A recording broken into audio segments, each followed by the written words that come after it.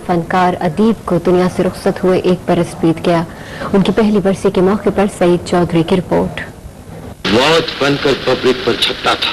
शेर खान दे जस्से कोई रग नहीं, मौत का खौफ हुई। अदीब ने अपने फनी करियर का आगाज 1949 में मुंबई से किया, जहां उन्होंने 19 फिल्मों में काम किया। दलीप कुमार की फिल्म फुटपाथ में उनकी किरदार निगारी को बहुत सराहा गया था। 1962 में अदीब पाकिस्तान चले आए। उन्हें पहला बूम अलाउद्दीन और दीबा के साथ वजीर अली की फिल्म जमीन से मिला। एक दौर में वो मोहम्मद अली के मुकाबिल परिस्तान, आदिल और बागी सरदार जैसी कई फिल्मों में विलन कास्ट किए गए।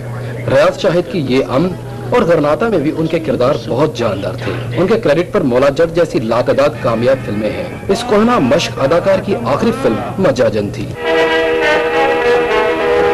दरअसल ये हमारी जल्दबाजी थी कि हमने अबू दाऊद के गरनाता तक पहुंचने का इंतजार नहीं किया। तुम्हारे पिताजी की इज्जत शमशान भूमि की राख की तरह कश्मीर की वादियों में उड़ती रहेगी।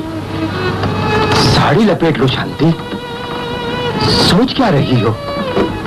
शांति, भगवान के लिए मुझे क्षमा कर दो। और शुक्र अदा नहीं कर दे, मैं उन्होंने निशा दे देता है। कहा क्या बोलता है, उन्होंने शुक्र अदा करना चाहिए।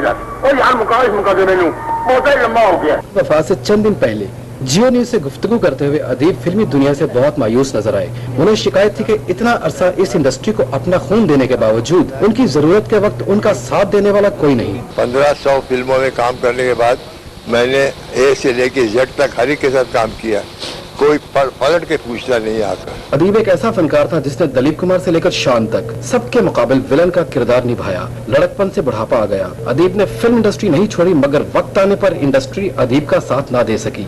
सईद चौधरी, जियो न्यूज, लाहौर।